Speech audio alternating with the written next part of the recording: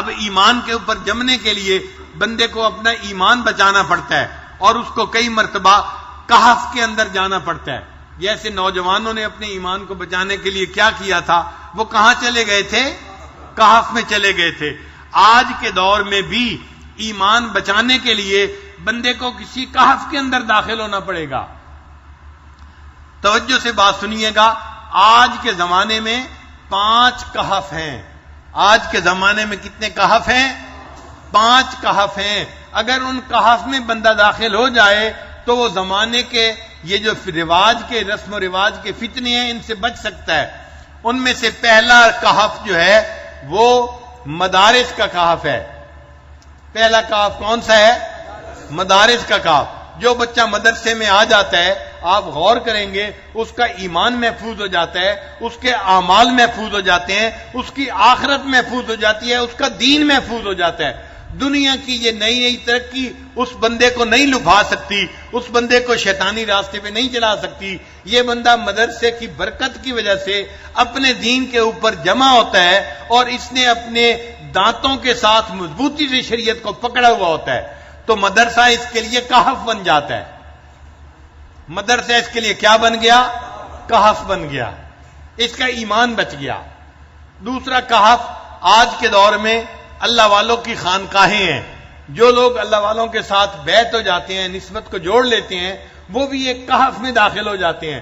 ہم نے دیکھا ہے وہ دفتروں میں کام کرنے والے ہیں, فیکٹریوں میں کام کرنے والے ہیں, مگر ان کے اندر دینداری آ جاتی ہے.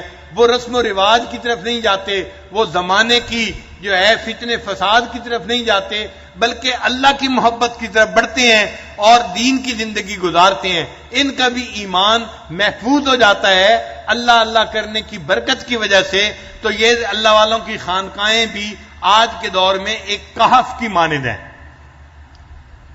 ایک تیسرا کہف آج کے دور میں دعوت و تبلیغ کا کام ہے, جس کو ہم تبلیغی جماعت کہتے ہیں. یہ بھی کہف کی مانند ہے. ہم نے دیکھا ہے جو نوجوان جماعت میں جانا شروع کر دیتا ہے, سروزہ لگا لیتا ہے, چیلا لگا لیتا ہے یا 3 چیلے لگا لیتا ہے, وہ بھی دین کے اندر آ جاتا ہے, اس کی زندگی میں بھی دین آ جاتا ہے. وہ کاروباری ہو, وہ دکاندار ہو, وہ سبزی فروش ہو, یا وہ کسی فیکٹری میں کام کرنے والا مزدور ہو, لیکن جماعت میں جانے کی برکت سے دین اس کا اوڑھنا بچھونا بن جاتا ہے. اس کی اپنی زندگی بھی دین والی بن جاتی ہے اور اس کے گھر کے بیوی بچے بھی دین والے بن جاتے ہیں. تو اس بندے کا دین بھی گویا تبلیغ میں آنے کی وجہ سے محفوظ ہو گیا. یہ تبلیغ اس کے لیے کیا بن گئی؟ کہف بن گیا. تو مدارس بھی کہف ہیں, خانقاہیں بھی کہف ہیں, اور دعوت و تبلیغ کا کام بھی کہف ہے. یہ کان کہف ہیں. اور ایک چوتھا کہف ہے, وہ قرآن مجید ہے. جو بندہ قرآن مجید کے ساتھ نتھی ہو جاتا ہے, قرآن مجید کو پڑھنا سیکھنا سمجھنا شروع کر دیتا ہے, تو قرآن مجید اس بندے کے دین کا محافظ بن جاتا ہے. تو قرآن مجید بھی کہف کی مانند ہے. آپ غور کریں, جو نوجوان مسجدوں میں درس قرآن ہوتا ہے ان میں جڑ جاتے ہیں اور درس قرآن روزانہ اٹینڈ کرتے ہیں, ان لوگوں کا دین محفوظ ہو جاتا ہے. حالانکہ وہ یونیورسٹیوں میں پڑھنے والے ہوتے ہیں, وہ کام کرنے والے ہوتے ہیں, بازاروں میں بیٹھنے والے ہوتے ہیں, لیکن درس قرآن کی وجہ سے ان کی زندگی محفوظ ہو جاتی ہے. عورتوں میں ہم نے اس کا اثر زیادہ دیکھا ہے. آج کے دور میں اگر آپ دیکھیں تو ہمارے ملک میں ہزاروں جگہوں پر درس قرآن, دورہ قرآن کے نام پر مستورات قرآن مجید کا ترجمہ پڑھا رہی ہوتی ہیں, اور بہت ساری آنٹیاں نوجوان یونیورسٹی کی بچیاں جا رہی ہوتی ہیں اور پورا رمضان وہ درس قرآن سن کر گزارتی ہیں. ان عورتوں کا بھی ایمان محفوظ ہو جاتا ہے, دین محفوظ ہو جاتا ہے, قرآن ان کے لیے کہف بن جاتا ہے. قرآن نے ان کے ایمان کو بچا لیا زمانے کے فتنوں سے. اور 5واں کہف مکہ اور مدینہ ہے. جو بندہ آج کے دور میں مکہ اور مدینہ میں پہنچ جاتا ہے وہ بھی دجال کے فتنے سے بچ جاتا ہے. حدیث پاک سے ثابت ہے, نبی علیہ السلام نے ارشاد فرمایا, دجال پوری دنیا کے اندر جائے گا اور اپنے فتنے کو پھیلائے گا, لیکن مکہ اور مدینہ کے اندر داخل نہیں ہو سکے گا. تو چونکہ حدیث پاک سے ثابت ہے کہ دجال مکہ اور مدینہ میں داخل نہیں ہو سکے گا, اس لیے مکہ اور مدینہ بھی کہف کی مانند ہو گئے. جو وہاں چلا جائے گا وہ دجال کے فتنے سے محفوظ ہو جائے گا. تو کتنے کہف دنیا کے اندر ہوئے؟ 5 کہف ہوئے. ایک کہف کون سا ہوا؟ مدرسے کے ساتھ جڑ جانا. چنانچہ آج کے دور میں یونیورسٹی کی بچیاں، کالج کی بچیاں، میڈیکل ڈاکٹر بچیاں جو مدارس کے ساتھ جڑ جاتی ہیں، وفاق کا نظام پڑھنا شروع کر دیتی ہیں، وہ ڈاکٹر بچیاں ہوتی ہیں مگر ان کی تہجد قضا نہیں ہوتی، ان کی نماز قضا نہیں ہوتی، وہ پردے دار، وہ بہت ہی زیادہ پاک دامن بچیاں بن جاتی ہیں۔ ان کی زندگی کے حالات پڑھتے ہیں تو حیران ہوتے ہیں کہ پہلے وقت میں تو بڑی بڑی جو ہے ولیہ عورتیں بھی ایسی زندگی نہیں گزارتی تھیں جیسی زندگی یہ نیک آج کی بچیاں گزار رہی ہیں۔ تو ان کے لیے یہ مدرسہ ایک کہف بن جاتا ہے جو ان کے ایمان کو بچا لیتا ہے۔ اور دوسرا کہف کون سا ہے؟ خانقاہ، اللہ والوں کی خانقاہیں جہاں بھی ہیں، یہ خانقاہیں بندے کو اللہ سے جوڑتی ہیں، اللہ کے ذکر سے جوڑ دیتی ہیں۔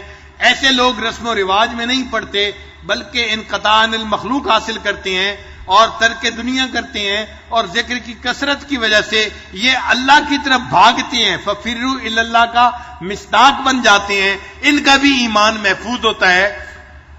اس لیے یہ خانقاہیں ان کے لیے بھی کہف کی مانند بن جاتی ہیں۔ اور تیسرا کہف کون سا ہوا؟ دعوت و تبلیغ کا کام۔ جو بندہ دعوت و تبلیغ کے ساتھ جڑ جاتا ہے، مقامی گشت کرتا ہے، بیرونی گشت کرتا ہے، سروزہ لگاتا ہے، شب جمعہ میں جانا شروع کر دیتا ہے، ہم اپنی آنکھوں سے دیکھتے ہیں اس بندے کا دین محفوظ ہو جاتا ہے۔ وہ بندہ دیکھنے میں دنیا دار بندہ ہوتا ہے، ایک سبزی فروش ہے یا مزدور ہے یا کام کرنے والا ہے، لیکن دین کی فکر اس کو لگ جاتی ہے، پوری دنیا میں دین آ جائے اس کے دل کا غم بن جاتا ہے، اس کا ایمان محفوظ ہو گیا، یہ دجالی فتنے سے بچ گیا، تو یہ دعوت و تبلیغ اس کے لیے کہف بن گئی۔ جیسے اصحاب کہف کا ایمان بچ گیا تھا، اللہ نے اس نوجوان کا ایمان اس دعوت و تبلیغ کی وجہ سے محفوظ فرما دیا۔ چوتھا کہف کون سا ہے؟ قرآن مجید ہے۔ جو بندہ دنیا کے جس ملک میں بھی ہو، اگر درس قرآن کے ساتھ جڑا ہوا ہے، اگر وہ قرآن مجید کا ترجمہ سیکھ رہا ہے، قرآن مجید کو سمجھ رہا ہے، قرآن مجید کی تعلیمات کے مطابق زندگی گزار رہا ہے، تو قرآن مجید کی برکت ایسی ہے، یہ قیمہ ہے، یہ کتاب انسان کو دین کے اوپر جما دیتی ہے، اس کی برکت سے اللہ اس کے دین کو محفوظ کر لیتے ہیں، لہذا قرآن مجید بھی بندے کے لیے ایک کہف بن جاتا ہے۔ اور پانچواں کہف کون سا ہے؟ مکہ اور مدینہ۔ یہ بھی اللہ نے ایسے شہر بنا دیے جو برکت والے شہر ہیں۔ پیارے حبیب صلی اللہ علیہ وسلم کی پیدائش مکہ مکرمہ میں ہوئی اور آپ صلی اللہ علیہ وسلم کی وفات اور آپ کا آرام مدینہ طیبہ میں ہوا۔